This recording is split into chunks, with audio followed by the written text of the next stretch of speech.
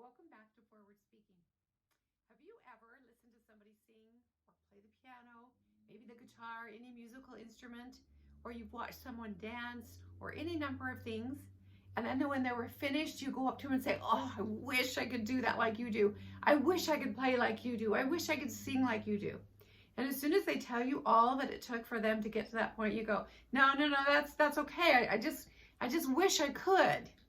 Well, that's what we're going to talk about tonight a little bit. We're going to talk about the difference between goals and wishes, because sometimes we make our wish list instead of a goal list at the first of the year.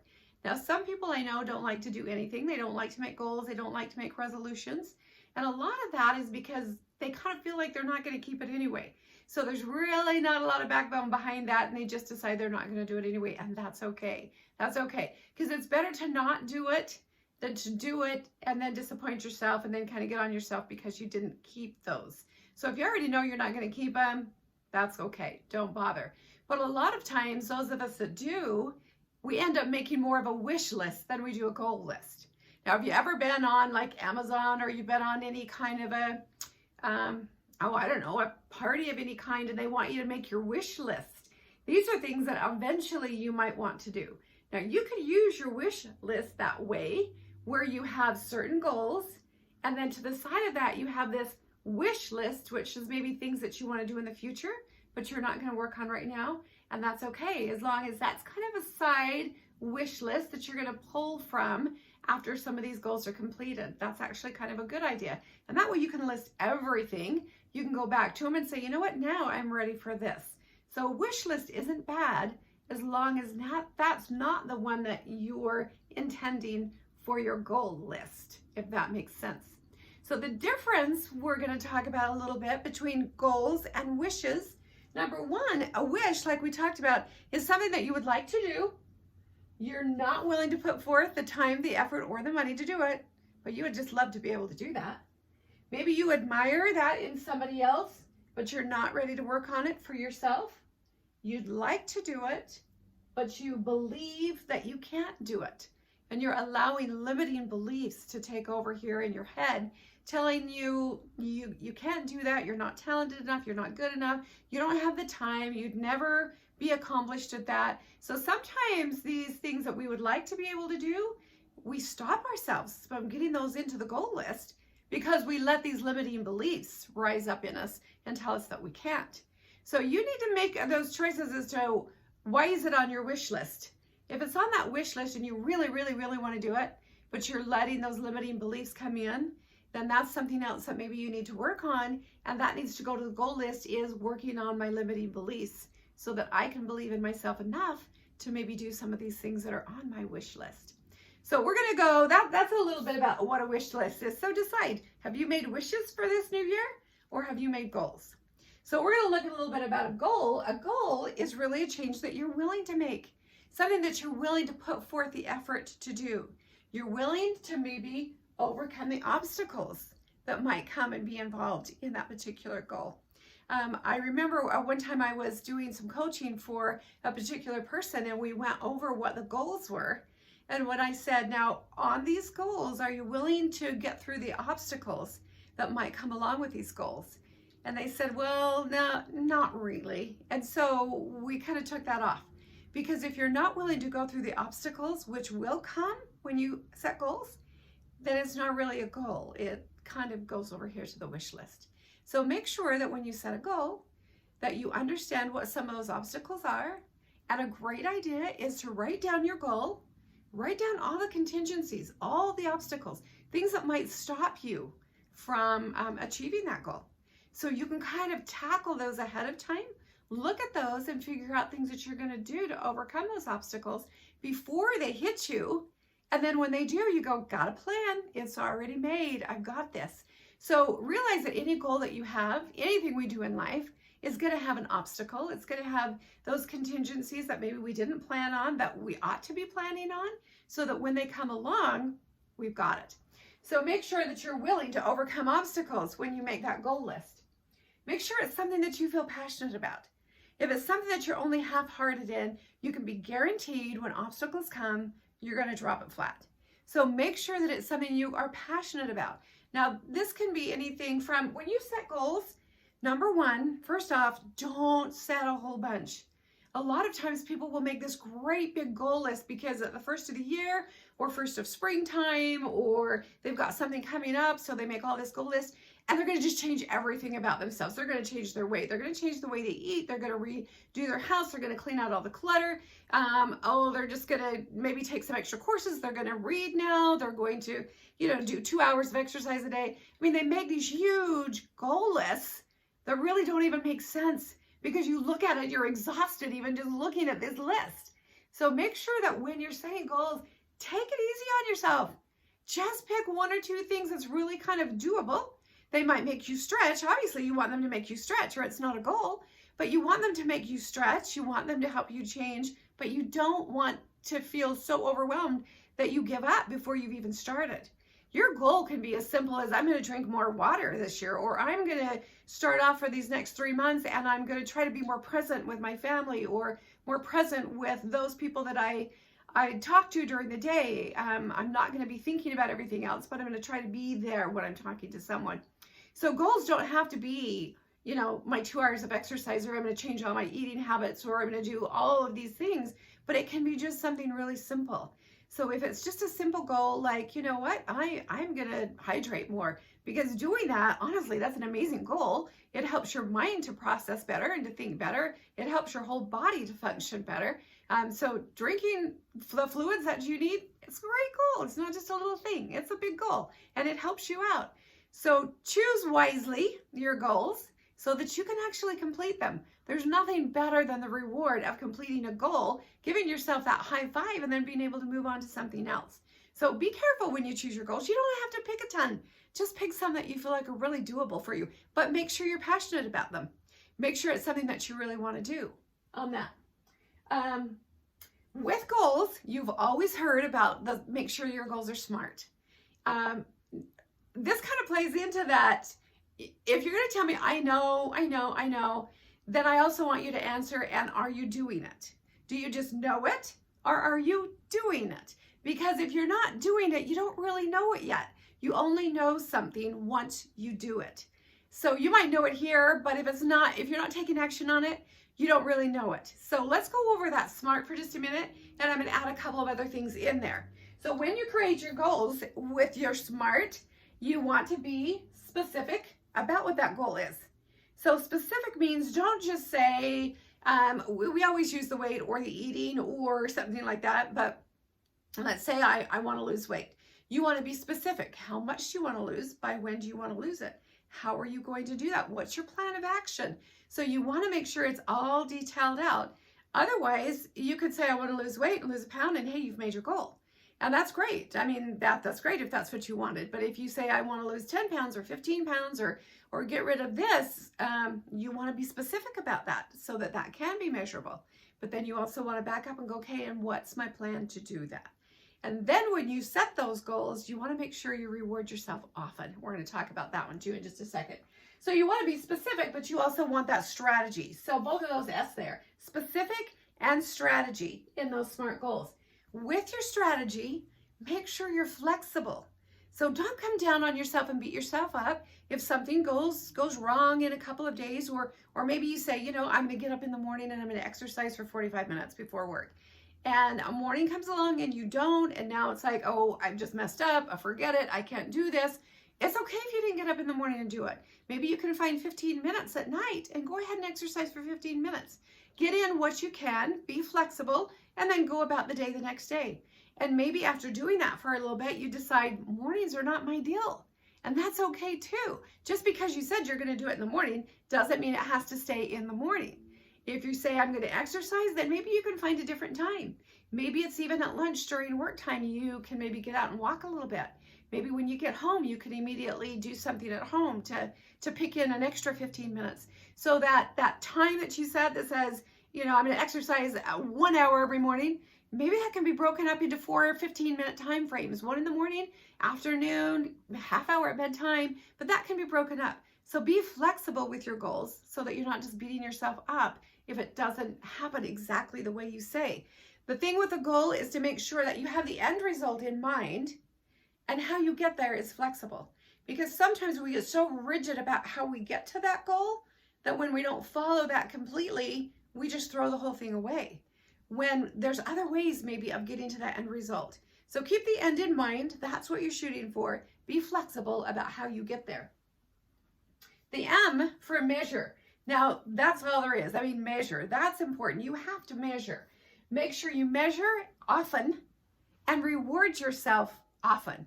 For any of us, we don't like these big, long spans of non-reward or non-measurement. If you do that, you just kind of get burnt out. You get a little bit tired. So maybe rather than say, once I've eaten good for 4 months or for 3 months, then I'm going to reward myself. You know, if you had a great day and you ate great that day, pat yourself on the back. Tell yourself how awesome you are. You did it. So make sure you reward yourself often. At the end of the week, maybe you're going to do something special for yourself. Now, just be careful that if we're going to be on that eating thing here, or eating better, or trying to lose weight, you don't reward yourself with something that counteracts what your end result is. So it's not, okay, I ate great. Now it's Saturday, I get to go out and get a great big ice cream sundae with a chocolate cake and everything else on it. You don't want to reward yourself with something that's counteracting what your goal is. So find something that fits with that goal, but reward yourself often so that you look forward to those little rewards and doing better. The A in SMART is make sure that it is attainable. Don't set something that's so tough that you know you're probably not going to do it, and you start out going, I don't know if this is really something I could do. Again, don't mix that up with stretching yourself. You want to stretch yourself, but make sure that it's attainable, something that's within your schedule time frame that you can see that it could actually happen. Also, make sure that you assess that you're giving it what you want and that it is what you want. So when you get these goals and you get going on it, take some time to assess. Is this goal really what I was after? Is it working for me? Is it helping me to achieve that ultimate goal that I want? So make sure it's attainable and then assess it often. And then the R in that is, does it really make sense? Is it relevant? Is it relevant to your life? Is it relevant to your growth? Is it relevant? Or is it maybe something that you saw somebody else having a goal and you thought, yeah, that could be kind of cool, I'll do that. But it really isn't relevant to your passion, to what you want, because you do you. It's not going to make sense to have somebody else's goal and then you try to achieve it, right? So make sure that it's relevant to you and then reinforce what works as you go about this goal. Again, if this exercise thing is, 60 minutes a day, and you started out saying, I'm going to do it in the mornings, and that didn't work, but you found that if I break it up into increments, I can get 60 minutes in throughout the day. Then you go ahead and reinforce what works and say, that's it, that works for me, I'm fine with that. I don't have to stick with the 60 minutes in the morning. I can do it throughout the day and still accomplish my goal. So make sure that you assess what works and make those changes as needed and be okay with that flexibility. Be okay with that change. Also, do make sure that it is time bound. A goal does have to be time bound. Otherwise, it's just at any point in time, you're going to achieve that. It doesn't give any kind of sense of urgency or to do or to stick with it. So make sure it is time bound and then make sure that you take action. Goals are wonderful, but without action, nothing happens, right? There's all sorts of good works that we think about, but if we don't take action, they don't amount to anything. So action is probably the biggest word in all of this. Make sure you take action with your goals. One of the last things I want to leave with you as you think about goals and wishes this year, lesson right here. What you want to do is, first thing, you want to decide, you want to commit, and then you want to resolve that you're going to take action. So make those decisions. What are you going to do? What's important to you? What are you passionate about? What's going to help you reach but still be attainable? Commit to it. Make sure you make a commitment, because a goal, you've got to have your own back. Make sure these goals are your goals, and it's okay to have a partner, kind of that buddy or that somebody that you return a report to, kind of. But the biggest thing is make sure you have your own back. Make sure that you trust yourself enough that if you say you're going to do it, that you keep that commitment to yourself. I want you to think about the number of times that maybe you keep commitments to other people, but when it comes to yourself, and maybe you've given yourself a block of time, or I'm going to do this, and something else comes along, you change what you were going to do for yourself for somebody else. And that's okay if it's really needful. But too often we take ourselves out of the equation and we're just always there for everybody. So make sure that when you make a commitment to yourself, that you know that you're important enough to keep that commitment to yourself.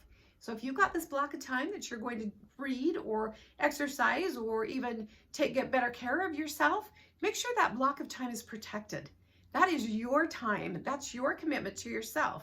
So learn to keep those commitments to yourself and have your own back.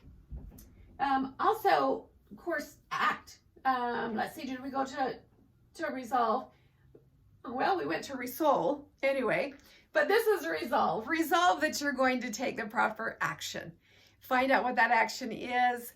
Make that strategy so that you know exactly what your strategy is to get you to that end result, and then take action. I love this quote, one of my favorites that goes along in my head a lot of times when I don't feel like doing something. And discipline and commitment is staying true to what you said you would do long after the mood that you set it in has passed. So sometimes we get really excited about a goal. Sometimes we're kind of in our peak frame of mind, and so, man, we're just going to do this and this and this, and we got it figured out. We're going to set all these goals, and we just got the world conquered. And then our mood changes, and we don't quite feel like it anymore. So that's where the goal now shifts into the discipline and to the commitment. So make sure that when you set your goal, that you also set in place the commitment, the resolve, and the discipline that it's going to take to follow through. So that when that mood is gone, when you said, I'm not going to have any more sugar, or when you said, I'm going to exercise, or I'm going to read 30 minutes a day, or I'm going to read one book a month, or one book a week, or however fast of a reader you are, one book a day, whatever you're going to do, that when that mood is not there anymore, pull it up, make that commitment, keep that commitment to yourself. You'll be glad you did, because you will exercise that commitment muscle, and it will get stronger and stronger. Even our emotional muscles need to be exercised.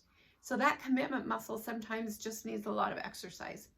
So this is just some thoughts on setting your goals. I'm going to leave you with one other thing. When you decide to set a goal, put that goal up on your paper. One other thing that a goal is written, by the way, because if it's not written, it's just a wish. So make sure that when you're setting your goals, do write them down. That way you can go back to them and you can assess, how is it working? Do I need to make some changes? So if a goal is not serious to you, that's okay. Make your wish list, and every once in a while you can go to it and see if there's something that you want to make a goal. But a goal does need to be written down. And so when you write it down, make sure that you're committed to it. When you write it down, it's really a good idea if you write down 5 to 7 reasons under that goal why you want that goal. Why is that goal important to you? And you'll find that step by step, you're going to uncover these layers, sometimes even emotional layers of why that goal is important. But by the time you get to the bottom of that, you're going to find a greater why than just, I want to change my diet. Maybe it's, I want to change my diet is the beginning. And then you go, why do I want to do that? Well, because I want to feel better. Why do I want to feel better? I want to feel better so I can be more there with my family. Why do I want to be more there with my family? So that I can play with my kids, my grandkids. I can show them how much I love them. So anyway, you want to do this step by step and really uncover what the why is for that goal. And it really will help you be more committed to it. Because at the bottom, that goal becomes something a little more deeper, a little more emotional, and something that has some depth to it and some why to it, rather than just this goal that you've put on a paper up top. So that's just another little thing that I would love to have you do. So I'm going to ask you if this week, I know that we're kind of the 4th of January, and I don't know if any of you have set goals already. If you have, how are you doing on them? And if you haven't, maybe you can take this next week, set some goals, write down your whys, write down why you want to achieve those goals, why they're important to you. Remember these steps that we've talked about. Decide it, commit it, and resolve to act upon it, and remember to be disciplined in them. So good luck this week. Make sure that you do all that you can Make sure that if it's a wish list, that's fine. Like I said, if you want to make a wish list, that's good too, because it's there. You can pull off of that at later times, but make those lists. Wish you all a happy new year. Have a great week, and we're going to check in with you next week. Thanks.